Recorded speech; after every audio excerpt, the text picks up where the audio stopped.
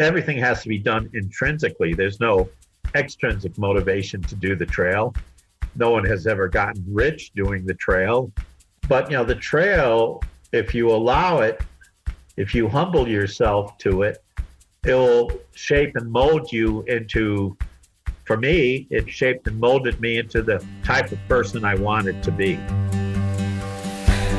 Hey everybody, this is Driven By with Sam Coates. On this podcast, you're going to hear people that see a need and they do something about it. You're going to hear what drives them, lessons learned along the way, how they built it, and how things are evolving yet still today. It is great to have you on the show. For more information, go to podcast.sampcoates.com. That's podcast.sampcoates.com and subscribe to our weekly email list. And check out my show on Twitter, Instagram, @SamPCoates. This show can be downloaded wherever you get your podcasts at Driven By with Sam Coates. If you like the show, please spread the word, tell a friend, and leave a review, and check out previously recorded episodes. I hope you have a great day. My guest this week is Warren Doyle. Warren holds the informal record for hiking the Appalachian Trail the most times. That number is 18.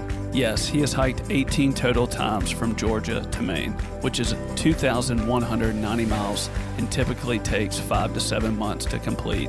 In 1973, Warren set the unofficial endurance record of hiking the trail in a record time of 66 days. Since then, Warren has gone on to start the Appalachian Trail Institute, which teaches and equips hikers with the training they need to have a better chance at completing the trail. The trail has a 75% failure rate. This conversation is much more than just about hiking the Appalachian Trail. It also covers what drew him in early on, going against the grain, how the trail changes you, the power of nature, how society can conform you, dancing, joy, and more. I hope you enjoyed this week's episode. Hey everybody, I'll just make this easy. Do you need insurance? Do you want another opinion about your insurance? Just go ahead and call Matt Haga with State Farm. It'll be easy. If you're thinking about it, just do it. We do have listeners to this show from all over the world, so this offer is only for listeners in the state of Tennessee and Mississippi in the United States. Matt Haga State Farm offers auto, home, renters, business, and life insurance. Go to matthaga.com. That's matthaga.com and contact them. When you contact Matt, tell him I sent you. Now more than ever, it is harder to fly. That's why you need to know of AB Jets. If you want to be efficient with your time and fly with one of the safest private air companies in the world, then you need to use AB Jets. AB Jets has received the prestigious Argus Platinum rating the last 8 consecutive years, which goes to less than 5% of operators in the world. AB Jets is one of the largest Lear 60 jet companies in the United States, with nonstop access to most destinations around the U.S. Efficient, clean, and easy to work with, AB Jets is an experience that gets you where you need to go on time and with no hassle. Go to abjets.com for more information and book your trip today, or call them at 888-520-JETS. That's JETS. Now we're going to get back to the show. When you were 23, you said that you found something that made the real world sensible to you. Can you talk about what that was like and what you were experiencing at the time, and also maybe what you were struggling with prior and how this started to take hold in your life? Well, I don't know whether I would call it struggling. I was wondering. That's a little bit different than struggling. I had a good education, a proper education. Maybe that's what I was wondering, how proper it was to reality. But, through my undergraduate and graduate courses, I was given points of reference. It's like connect the dots when you used to play that game where if you connect the numbers, the dots, you come up with a picture. And so the dots that were given me to connect, I had the freedom to connect those dots, but the picture always was going to be of the picture that my teachers wanted me to see. And the pictures that my teachers wanted me to see was acceptable. It was safe. It was safe in academia. Many of my teachers probably didn't have too much out of academia experience. So there was, I think, being from a working class background, I thought that there was maybe sort of a disconnection between what we learn in school and what actually is happening in the real world. So before I was to enter that real world as a fully certified and acceptable, educated, credentialed citizen, I started to question that system. I started questioning it from my actual experiences in doing volunteer work in the mountains of interior Jamaica, and also on the edges of the coal fields in West Virginia, in central Appalachia. And so I decided to go on a walkabout. I decided to go on a pilgrimage and remove myself from the society that I was being conditioned for to fit in, and remove myself to some place where I could look back in and get an unbiased, unprejudiced, undiscriminatory, unpolitically motivated viewpoint of the world. And I chose the Appalachian Trail because the trail knows no prejudice nor discrimination. And so I removed myself from my real world environment in order to look back in, to get a better perspective. So based on what I learned at the age of 23 by walking from Georgia to Maine, bolstered by my experiences at the age of 23 working for about 2.5 months in the interior of Jamaica, and the summer after my senior year, working in West Virginia, where I met my mentor. Based on all those experiences, I was given new dots to connect, not from my traditional education, but from my experiences. And those new dots, when I connected them, showed me a picture that was different than what I learned in school. And basically, in the subsequent years, especially in my 20s and 30s, when I had more experiences, that picture that was shown me, the second picture that was shown me, was the one that rang most true, that resonated more genuinely with me. So that's the thing that, it was a clarity. It was a clarity of what was moving me around the world, what direction it was pushing me, and it also gave me the courage and the self-confidence to resist that if there was someplace I didn't want to go to. And what was it specifically at that time that was moving you and pushing you?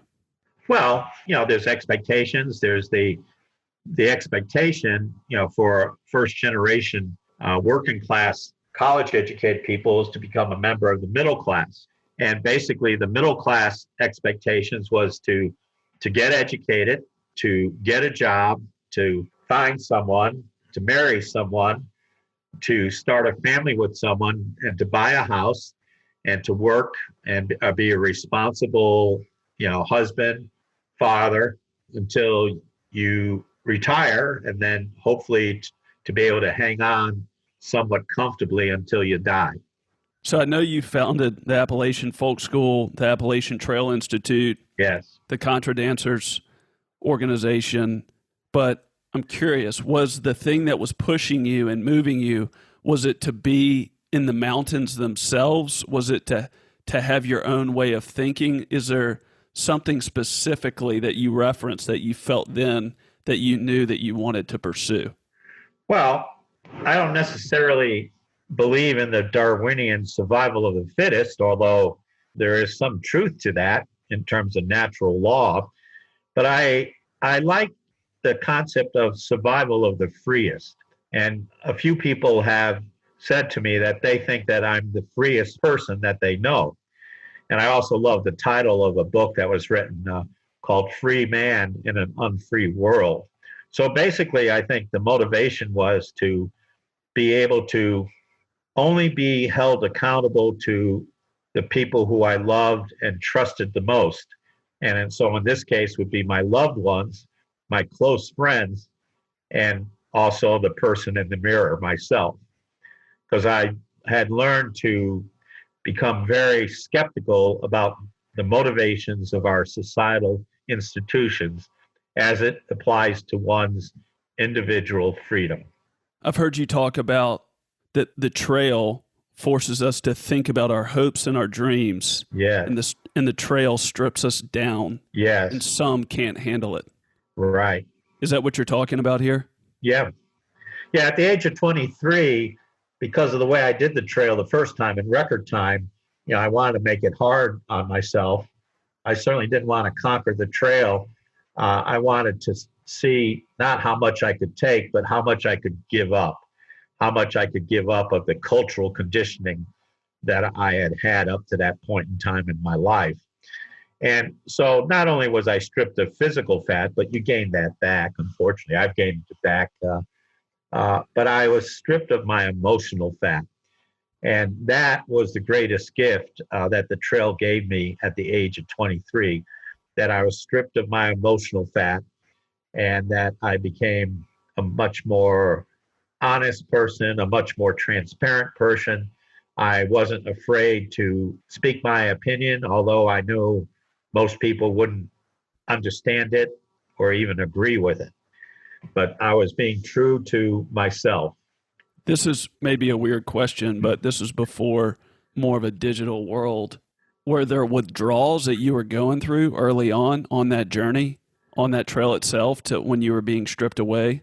Or could you feel things that you were being stripped of? Well, if I was being stripped of my defense mechanisms, to get me through life and to do the right thing, who defines the right thing, what is the right thing?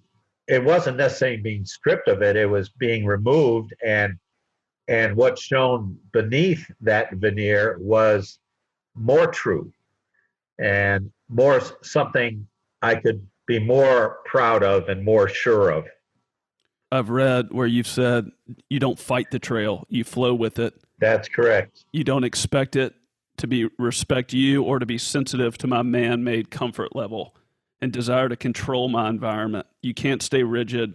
The trail is not out there for me. I'm out there for the trail. Is there anything kind of more to what we're talking about here from a cleansing standpoint, or what the trail can actually do? Walking the trail is not a requirement. It's not a mandatory thing. It's not a thing that you have to do to get a degree or to have a better job or to earn more money or to seek fame and fortune. So everything has to be done intrinsically. There's no extrinsic motivation to do the trail. No one has ever gotten rich doing the trail. But the trail, if you allow it, if you humble yourself to it, it will shape and mold you into, for me, it shaped and molded me into the type of person I wanted to be. So I trust that. I trust the gifts of the trail. What is the type of person that you want it to be? Truthful, transparent, self-reliant, flexible. I wanted to know what was important and what was trivial. I wanted to be frugal. I wanted to be practical. I wanted to be romantic. I wanted to be a realist. I wanted to be an idealist. And, the trail gave me the courage to be able to see, some people refer to me as a romantic realist. That's a nice balance there. Or some people refer to me as a practical idealist. So I'll settle for, not that I'm going to have an epithet or whatever, but he was a romantic realist or he was a practical idealist. So it gave me the ability to journey and to maneuver within two worlds, the man-made, the socially constructed world, and just the world of nature, without becoming trapped in either one of them. So, Robert Frost said in Two Tramps in Mud Time, he said, the noblest goal in life is to have one's avocation, one's vocation, as our two eyes see as one. So what you love, if you can make that into your living, that's seamless. It's like we do have two eyes, but we have only one vision. So is that kind of how that's played out in your life? Yes. You wanted to help people succeed on the trail, for an example. So you built a very affordable center that teaches and trains people that's not reflective in a lot of ways of the way things are done today. Oh, no, not at all. It's a folk school. Yeah. So am I on the right track here where that's one example that for you, those two eyes seen together as one, it goes back to the core principle, but that's a way for you to live through society and work, et cetera. Right. It is. Like when I was teaching, I was a college teacher, that's teaching an institution. I loved my students. And being a college teacher, I had an amount of academic freedom. However, I still was teaching in an institution that would have boards of trustees, and boards of trustees are members of the power establishment. So, I mean, you did have a lot of freedom on a college campus, but still there was this underlying pressure that, you couldn't become too radical. Also, I never really wanted to be an administrator. I've been director of a few things, but sometimes you have to report to people on a college level who have no idea about teaching and effective teaching. And, they've just risen up to their highest level of incompetence. They didn't make it in the classroom, but they have these education degrees, so they become administrators. And they make decisions sometimes if one's competence makes another's incompetence, makes them feel uncomfortable. So, you have to deal with those sorts of human dynamics that you don't have to deal with on the trail, and when you don't have to deal with it when you're doing your own thing. So, when I was teaching, once every 5 years, I would organize a group of people and we would walk the whole entire Appalachian Trail. I did that once every 5 years. That was the time that I could teach the values in the way I wanted to teach them that I couldn't in a classroom environment. So an example, like a takeaway, would be if you have these experiences and they change your life, but then you go back to your old ways and you go back plugged in the way that you were, and you don't have those interventions or those points where you're almost cleansing yourself in a certain way, you're going to lose the joy in the change in the cleansing that you've experienced. Is that a fair way of saying it? Oh, yeah, it's hard. I think it's hard for people to, if they break away from society and they get a taste of that freedom that only the trail can give you, it's hard for people to go back into it. But, to me, my quotes, real life and my trail life were pretty much the same. And no institution was going to take away the freedom that was instilled in me by the trail experience. And, so until they do a lobotomy on my brain, like they did with Jack Nicholson and One Flew Over the Cuckoo's Nest, I still have my free will, Yeah. And another good thing that, you can't change the trail. So why spend a lot of energy? And I can't change the world. I can't change the world. All I can do is to maybe in a small way help create communities that attract people who have the same values, who share the same values, and these are positive experiences. And that's what I can do. I can help create opportunities and communities that can help sustain people who are trying to live freer lives in an unfree world. I watched a video of you. You were talking about the trail. You were talking about a lot of these things that we've already talked about. And this was probably 30, 40 years ago. But it doesn't seem like you've changed that much on the core principles of what you believe from now to today to then. Would you say that's true? Yes. Well, that was the gift that I was given at the age of 23. I was a goner. I knew which side of the mountain I was going to be climbing up on. And it wasn't going to be the side of the mountain that most people climb up on. And I wasn't going to be down in the valley all the time either, afraid to climb that mountain. I was going to take a different route. And, I wasn't ashamed. I wasn't going to have anybody shame me or guilt me. That's impractical. That's not realistic. I felt it was the truest route for me.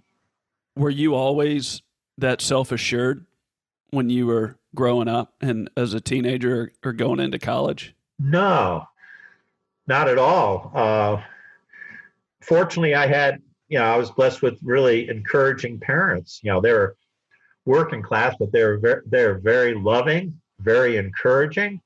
And, I don't have any woeful tales to tell about my upbringing. I had a sister, and probably the biggest thing that happened was my sister was like 2 years older than me, and she was about ready to turn 16. And she was vibrant and, nice high school sophomore and well thought of and so forth and active in activities and stuff.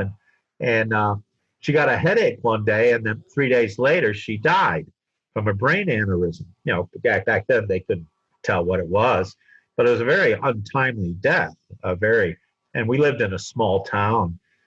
And I remember when my parents came back from the hospital to tell me that my sister had died. And I always remember their grief, and not only their grief in terms of losing one of their children that they loved, but also their grief in having to tell me that my sister had died. And so in my 13-year-old little, pea brain, I guess, when I was 13 years old, I would be going to middle school. And, in elementary school, I'd raise my hand and try to answer the questions. And I was a, good student. I sit in the front of the class. But when I got into middle school, if I raised my hand and said the right answer, I would be, belittled or even beat up on the playground by bullies. Jeez. Most of those people went off to the Army after they graduated from high school, so they could do the bullying institutionally with government approval. So I went to middle school with an imaginary M on my T-shirt, and that M didn't stand for meanness, but it stood for mediocre. I didn't want to stand out. I didn't want to give the answer when I knew the answer because I didn't want to get beat up or belittled by, I was a small kid, so I didn't want to be bullied for being intelligent. So I just wanted to fit in. And so when my sister died in my pea brain, I said to myself, I'm the only one left. I didn't think my parents would have any more children. So I pledged to myself that I would do nothing to make my parents ashamed of me until I was 18 years old. I just picked that, right? Age. And so I took the M off of my T-shirt, imaginary M, and I replaced it with an A. I became an achiever, whether it was acting or student leader or service club, when my peers started to drink, we didn't really have many drugs back then, or misbehave and so forth, or, treat members of the opposite sex as objects. I would never do that. So then I went on to college, and same thing as high school, I still was an achiever. And I kept on wanting to do things that would not make my parents ashamed of me. And so, when I became 21, I felt perfectly comfortable not with alcohol. I didn't do alcohol or drugs, or I just was an achiever. Had my sister not died, had I not seen my parents' grief, things could have turned out differently. I could have become a bully just like all the bullies that were beating me up and not getting into trouble for it.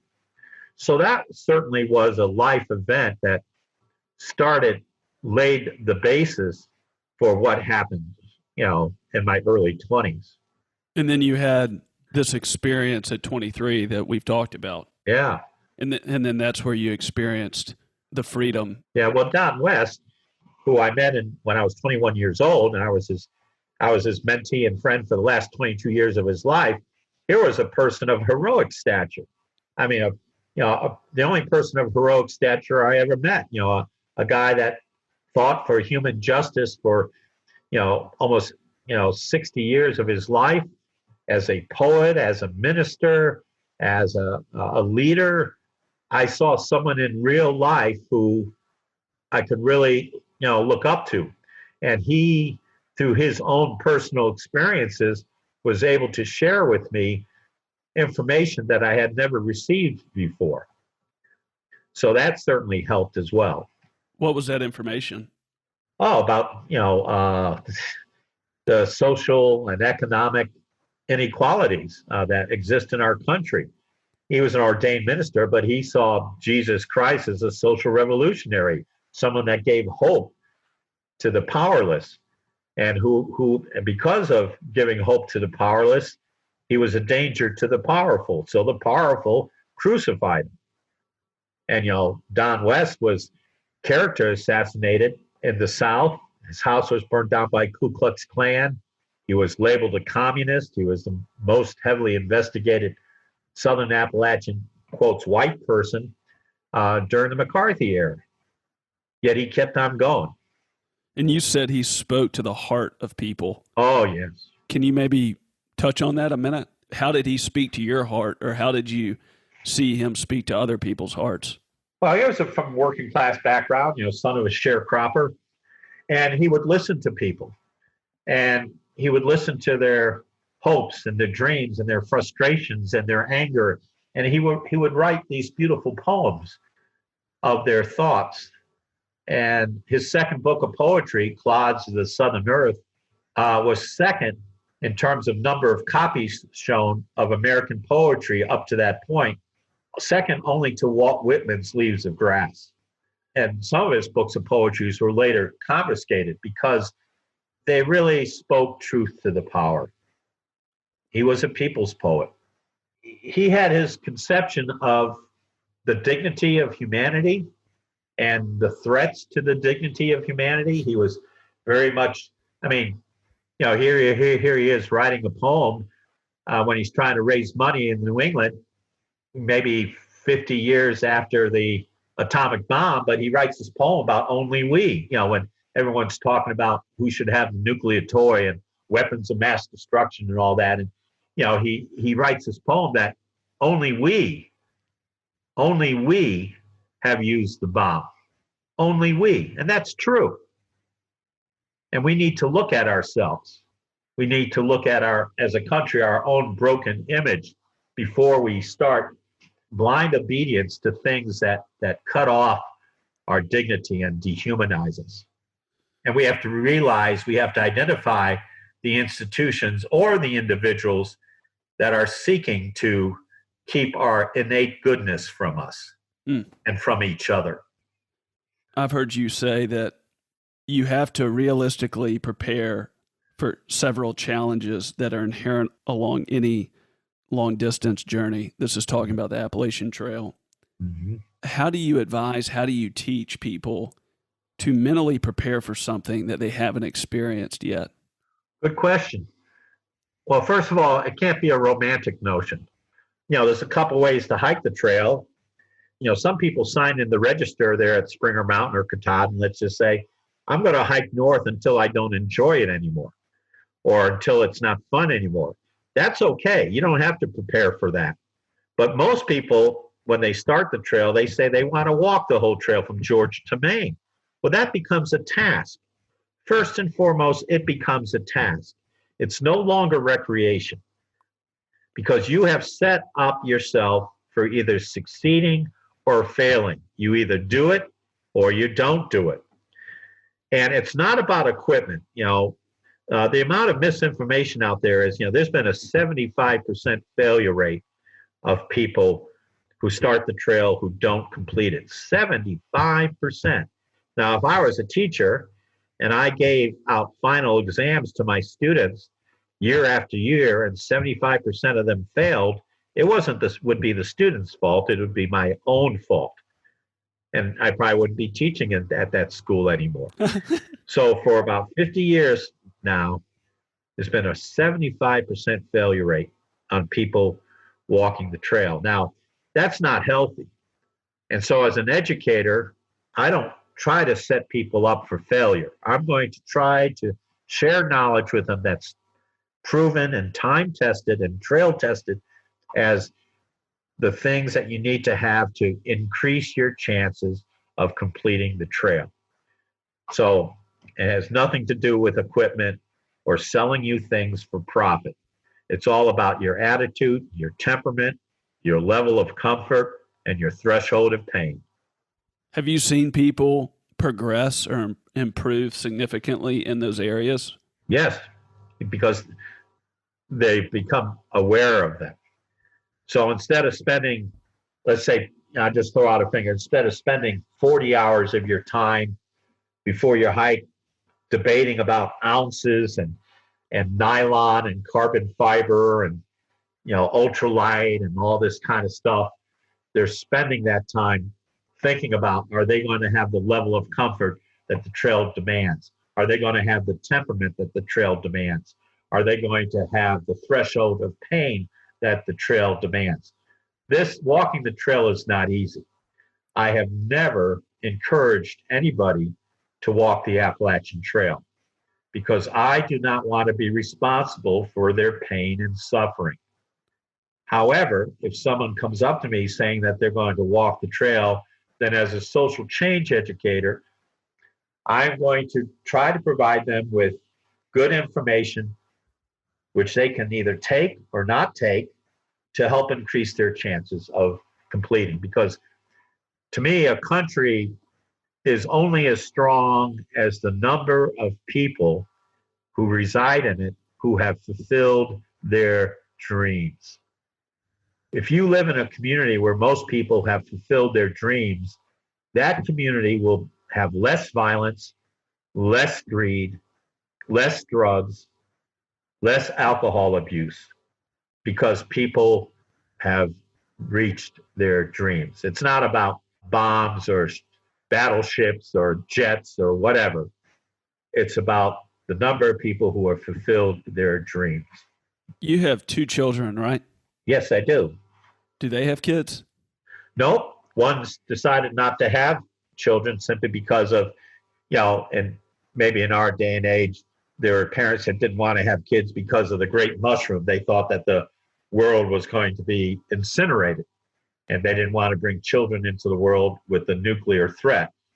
And so I think every generation has, and I would say this generation has a dim view of the future of the world. And so some people feel that they'd rather not bring children into a world that they envision.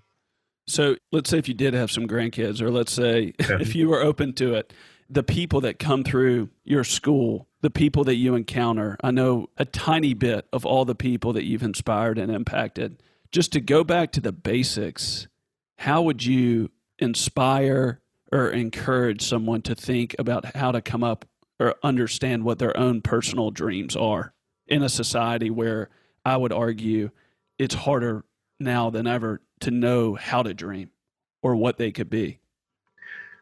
Well, see, I don't have to do that. I'm in an ideal teaching position right now. These people come not because they have to or because they're required to or that they're expected to. These people are in a distinct minority of people in our nation that have this dream. They have the dream. They have this dream of wanting to walk the Appalachian Trail. And on their own accord, on their own motivation, they're coming to, driving hundreds of miles or flying across the country to this little folk school I have in Northeast Tennessee for 5 days of preparation. So they are primed. They're, in a sense, perfect students. The only thing I have to say is, if they read my website, is please come in here with an open mind, because the information I'm going to give them is going to be very different than what they would expect. But I'm giving them that information because it's the information that will increase their chances of fulfilling their dreams. So what I'm curious about, in addition to that, and there's some practical questions I have about the people that are coming to you, but just loosely, how would you define dreams? How would you define dreams and how humans dream and what that looks like? Well, a dream is about a future. It's about a vision. So it's always about the future. So at least that's the way I see it.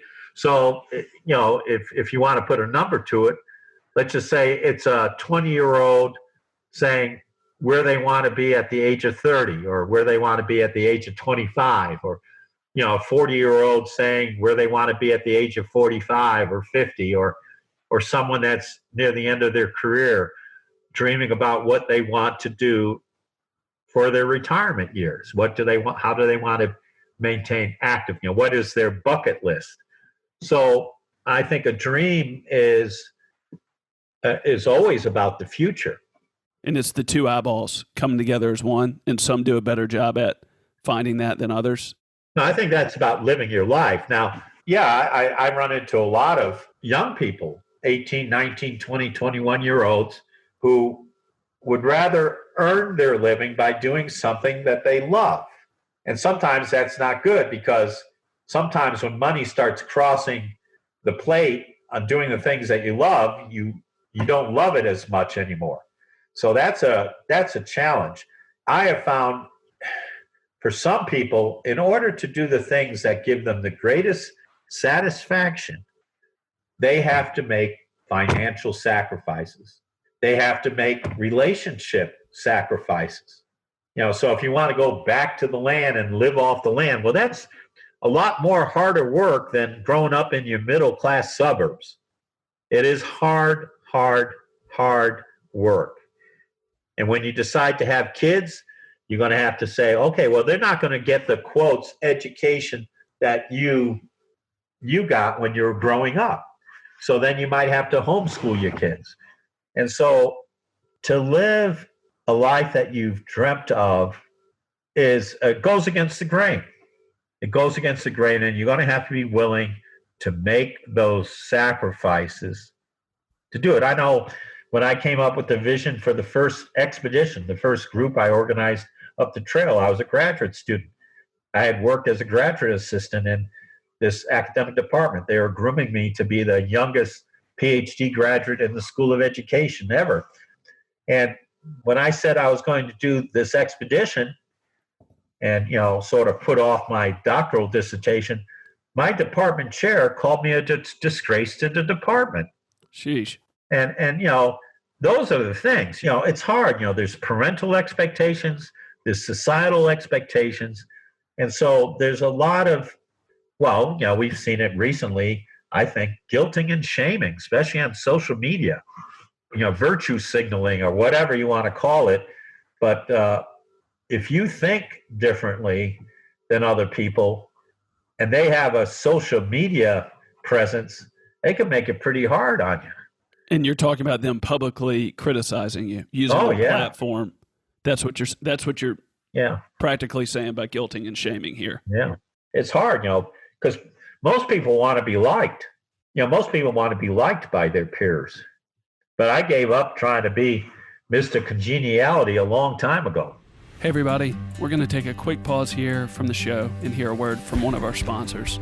After that, we'll get back to the show. Do you want to make efficient use with your time? Now more than ever, traveling hassle-free is harder to find. AB Jets is one of the safest private air companies in the world, with impeccable service, with nonstop access to most destinations around the USA. AB Jets has received the prestigious Argus Platinum rating the last 8 consecutive years, which goes to less than 5% of operators in the world. Bypass the hassle and get an AB Jets Jet Card. It gets you 10 or 25-hour flight options that makes your experience hassle-free. AB Jets carries up to 8 passengers and is one of the largest Lear 60 operators in the U.S. Go to abjets.com for more information or call them at 888-520-JETS. That's JETS to travel on your own terms. Can you talk about when you had that feeling, when you said the real world was made sensible to you?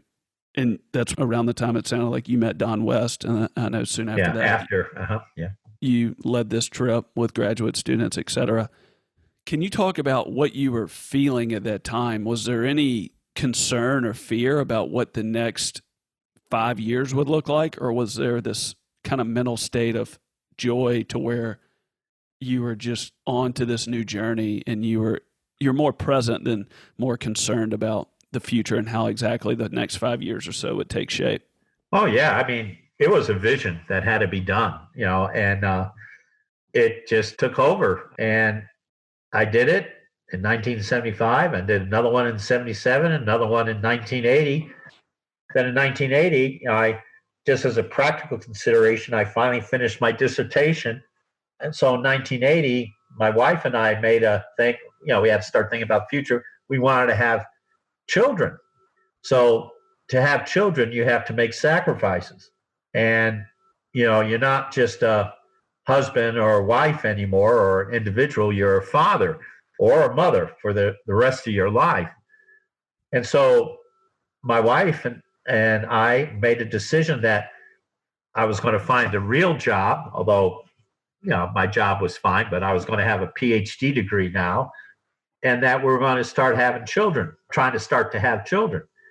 And the deal was that if the children came out okay and they didn't need 24/7 care, they were healthy and so forth, didn't have any special disabilities or whatever, that in 1990, 10 years from now, I would organize another expedition. And because my wife was an expedition member, she knew how important and valuable that experience was. So that was the plan.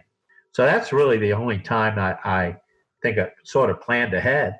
Did that play out the way you described it? No, the two children came out fine. That was good. And then, my wife just started growing apart, and we were separated at the time at 1990. I still had an expedition, and I still was employed. We still were living in the same house. So, the thought in 1990 would be that the children would be old enough to drive along in a van, because all the expeditions are van supported, and hike when they wanted to, only when they wanted to, and we'd spend a summer out on the trail together as a family along with the group. That didn't come to be, but later on in the year 2000, I helped my son hike sections of the trail, and he finished the trail at the age of 14 in the 2000 expedition. I've heard you talk about dancing. Yes. And you said that it's smiles, it's joy, it's sweat, it's music, it's connection, and it's all this connection between dancers and musicians. Yeah, we have the Contra Blossom. Dancing is another passion of mine, contra dancing. And for me, it's a very human thing to have this connection. So we have this thing for Contra Blossom. It's a dance series. Terry and I, my second wife and I, have put on about, over the years, maybe about close to 40 dance events, either dance weekends or dance weeks. And our goal, our motto is hands touching, smiles reflecting, and eyes connecting. And those are our folk babies, per se. And this one event we usually have at the end of December, it was going to be its 18th year this year, but we had to unfortunately cancel it because of the pandemic, was tremendously uplifting for us. We'd have people from about 35, 37 states all come together in Morgantown, West Virginia, and dance and have music and movement and fellowship for 6 or 7 days, and that would sustain us through the rest of the time, the rest of the year. And it was really very satisfying, and we're still going to be doing that. We have a week now at our folk school in Northeast Tennessee during the summer, which has been quite nice. But the visual is very important, and to me, it's something that I know that my parents would be proud of, that I'm involved in, and it's certainly something that Don West, my mentor, of course, they're all past, would also be proud of, that I was involved in. Yes, sir. And I know I personally live on the west side of Tennessee, not in the beautiful part of the state where you live. But something I was thinking about when I saw this from you, if I'm going to go to an event, where I was raised or even now, or a party, the dance floor is empty until usually people have had enough alcohol. And then once people have enough alcohol, usually the dance floor gets crowded. But I learned from my wife, who their family grew up and they just enjoy to dance and they don't have to be drunk to Right. dance. There's this sense of, it's almost like this image of innocence and joy and freedom. Yes. And it's like my wife, and I've seen her and her sister out there with her dad and her mom. And I didn't see that really when I was growing up, and not a knock on my parents at all. It's just they didn't do that. Yeah. And another example to that, I recently, a couple of years ago, went to this party, and before anybody else was out there, this really fancy country club, this man got out there with his daughters, and it was very freeing watching it. So I'm curious if that resonates in any way, that one's ability to either A, be more secure in who they are, or B, not being worried about oppressing as many people.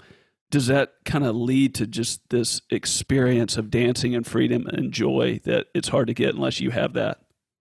Well, yeah, we live in a society, unfortunately, where people are sort of say, "Oh, somebody said I can't sing, or I can't write poetry, or I can't dance," and it's really too bad. And there's a lot of people that discover contra dancing when they're in their 40s or 50s, and they wish that they knew about it when they were growing up because it does bring them such joy. But at least they've discovered it.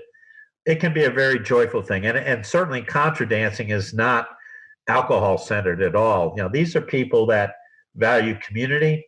They value a healthy lifestyle, and they love the unbridled joy and music they don't have to be medicated or hyped up to enjoy it. It's just their natural goodness coming out. And so to experience that, is it fair to say that you have to go through a sense of cleansing the way that you talked about the trail?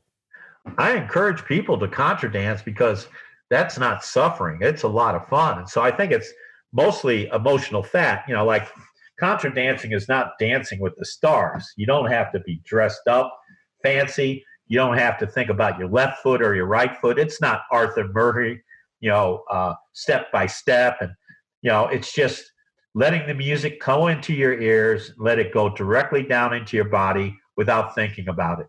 And no one's going to be making fun of you. No one's going to be voting you off the dance floor or voting you off the island or voting you off the bachelorette or the bachelor. It's just pure community, non-competitive. Let's enjoy this music and movement together. That is really neat. Anybody should go in there and look at your videos and look at these YouTube videos of you leading these dances. It's very fun. Yeah, it is. It is fun. Not like the trail. The trail isn't fun. The only way the hiking the Appalachian Trail is fun is if you accept the inherent difficulty of it. The inherent difficulty. As long as you accept the inherent difficulty, you can have fun. But the hard work comes first. And dancing can be just pure fun. And I guess what you're saying is it doesn't matter if you have water, don't have water, have food, don't have food. If your hip's hurting terribly or not, you're just going to keep putting one foot in front of the other and keep sticking it out one day at a time from a hiking standpoint. Like when you say your hip is hurting, there's some people that shouldn't keep on walking if they have something like chondromalacia and stuff. There's a certain physicality to walking where people should not be medicating and taking a whole bunch of pills and just in order to walk pain free. Nothing is worth a permanent physical injury.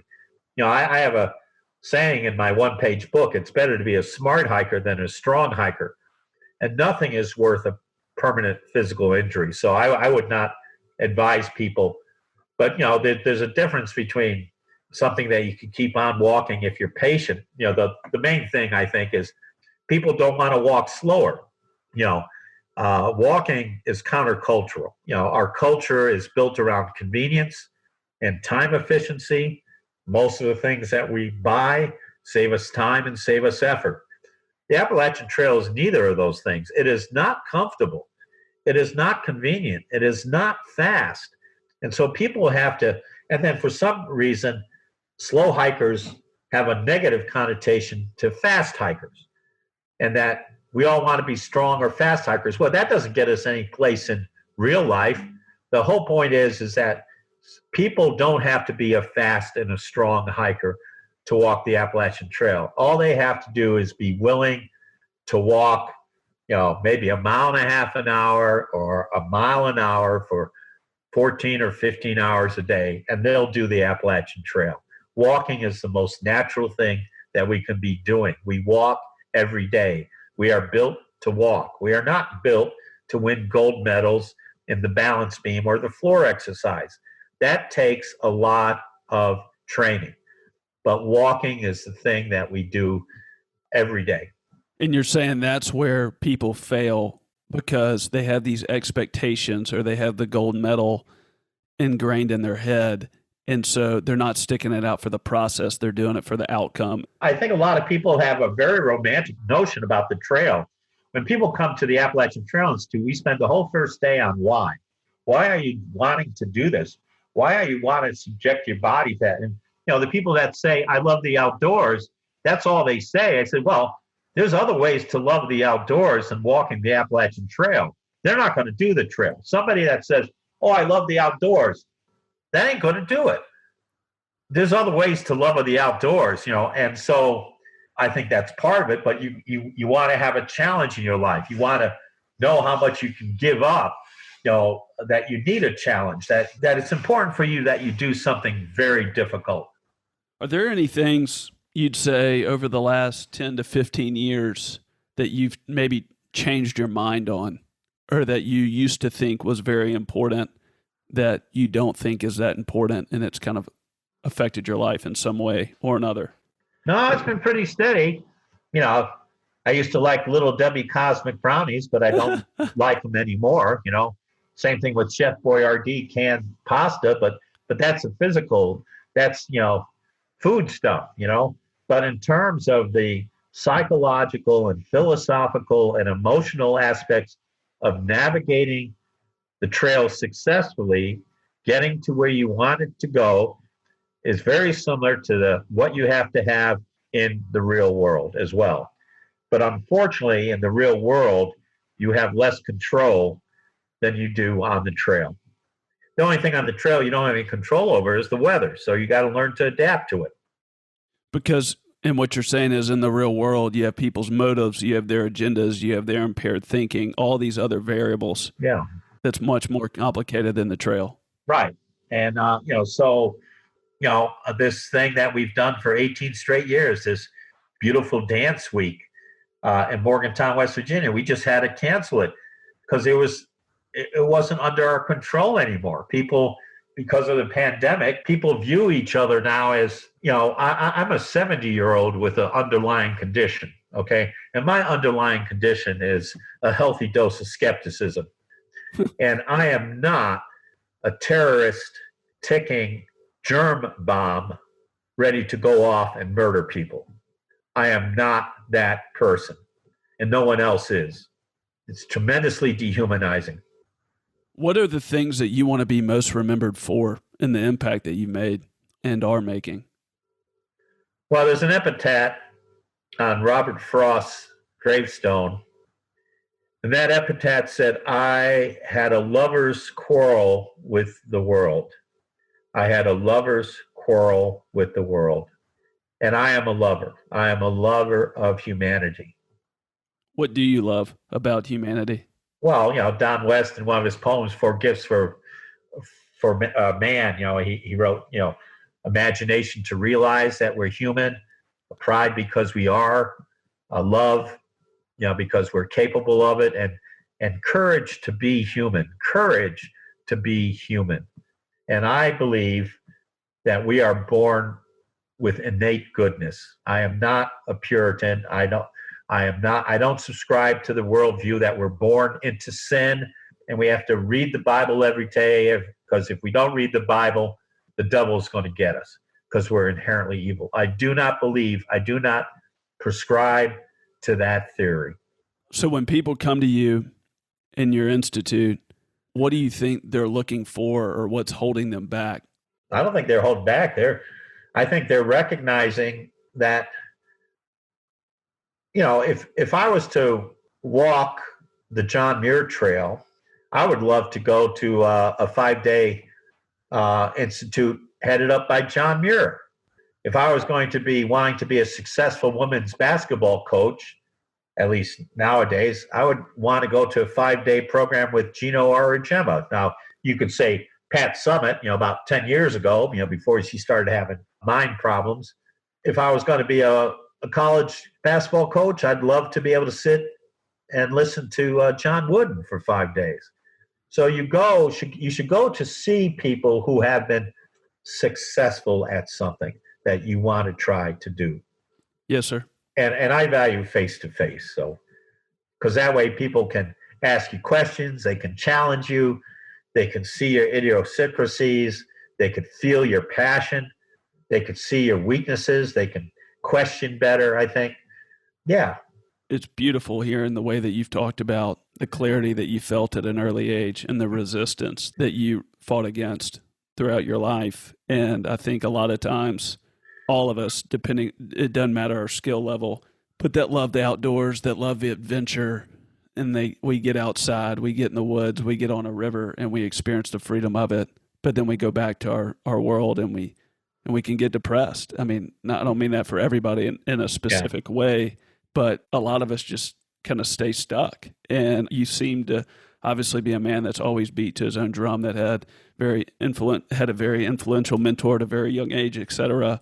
But I'm just curious at this stage and kind of what's coming ahead, if there's this pattern or theme that you've seen of where you kind of knew what the answer is. And if that's the case, it might just be best to go ahead and go with it. We're mortals. We don't have much time on this earth. And how do we use our time? And so I've learned to manage my time, because if one doesn't manage their time to do the things that's important for them, then time will manage them. And somebody else will manage their time. And that time that someone else manages for you may not be as fulfilling as you managing your own time. And so, it's all about cages. Like I have a good story about walking through the Bear Mountain Zoo, on the AT in New York. And after going through the woods hiking at night for several nights, seeing all these wild animals and squirrels and chipmunks and skunks and deer, and seeing their eyes reflected in my headlight and their wildness, to walk into a zoo and then to see these animals in cages, and they're listless. They're the foxes and the raccoons. They're listless. Wow. And we're animals too. And what kind of cages do we have around us? I don't want to be like an animal in that cage. I want to be like that animal in the woods. I don't want my sensory instincts to be depleted or extinguished by bars around me. And so how do we recognize when we are in cages? How do we recognize when a cage is going to be put around us? And the whole thing is where do we place ourselves in this feeling of freedom? Most people now just think of freedom as somebody's fighting for your freedom. Well, no one's fighting for my freedom. I define my freedom, and I haven't asked anybody to fight for my freedom. Freedom isn't a political thing. It's not a thing, a national thing or an American thing or a Russian thing. A freedom is what's between your ears. We have the ability to have our own free will. And unless somebody does a lobotomy on us, no one can take that away from us. Now, our free will may not bring us riches. Our free will may not bring us fame. Our free will may not bring us popularity. But, maybe those are the sacrifices you have to have free will. Was there ever any point in your life where you thought about not moving forward with the school, or not doing the institute, or not doing the contra dancers, and going back to a more caged life? Did you ever think about quitting? No, I'm retired now, so I'm certainly going to be enjoying the fruits of my labor. They're not monetary fruits, but I love relaxing. I think in 2015, I was, walking the trail with an expedition, and I had my Forrest Gump moment. The Forrest Gump moment is, Forrest is running across the country. He's mourning for Jenny and left him again. And, he runs off his porch and he runs to the county, and then he decides to run to the state line, and he runs to the Pacific Ocean. Then he turns around and keeps running back. And, they show the graph of him running back and forth America. And after doing this, doing it a couple times, he's got a cult following, right? So he's running through this, out west someplace, Monument Valley, and he's got all these cult guys behind him. They never talk to him because, who is this guy that keeps on running? And all of a sudden, Forrest Gump stops, and one of the guys comes up and he says, "What's wrong, Forrest?" And Forrest goes, I'm tired now. I think I want to go home. And he stops. And so I had that Forrest Gump moment in 2015. It was great weather. I wasn't sore. I wasn't doing anything. It just descended on me as I don't have to hike anymore. So I stopped hiking, with a purpose. I still hike, but I don't have to keep on doing the Appalachian. 18 was, I finished. I always like to put things in boxes and tie them up and put them away, And so it took me to 2018 to finish my 18th traverse, my 9th section hike, but it's over. I don't have to hike now unless I want it. I'm still involved with the Appalachian Trail, but I'm enjoying relaxing. For a section hike, for somebody that's not an experienced or somebody that hadn't hiked the AT like myself, you would just arrange sections of the AT over a summer when you were out of school or et cetera. Yeah. Or maybe 2 weeks a year. Mm-hmm. And obviously 9 times you hiked it completely through. Yes. Throughout the course of the year. Yeah, 9 through hikes. Those were the expeditions. I only did 1 through hike alone. That was my first hike, but the other 8 times were organizing and leading these expeditions. And then I had 9 section hikes. And I would do the section hike over like 5 years, 1 section hike in other words, I'd finish the whole trail by doing maybe 10 section hikes over 5 years. And the first one you did, that was in 73 when you set the record, and you set the record for doing it fastest, correct? Endurance record. Yeah. Endurance. Yeah. 66 days. Yeah. 66 and a third days. Yeah. Can't imagine. Last question I've got is just in an age where we are with, government and power, the way that you talked about with technology, with digital platforms, globalization, autonomous cars. Can you talk about the things that won't change or the things that we need to pursue a life the way that you described? How would you, if you had to just look 25, 50, 75 years in the future, what are the things that you're sure of that won't change? And how will the trail or any sorts of wilderness and outdoors adventure cleanse us?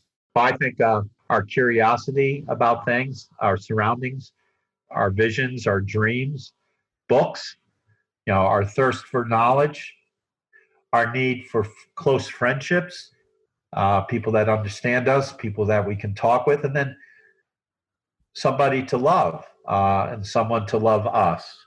Yes, sir.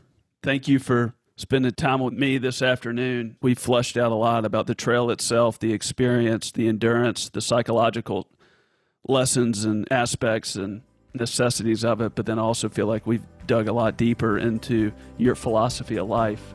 And I've had a great time recording this, and I know I'm going to be coming back to it many times more in the future. I hope you enjoyed this week's episode. If you like the show, please rate it and leave a review. Also, I have a weekly newsletter that comes out each week with the new episode, show notes, and more. You can sign up for this newsletter at podcast.sampcoates.com. Have a great day.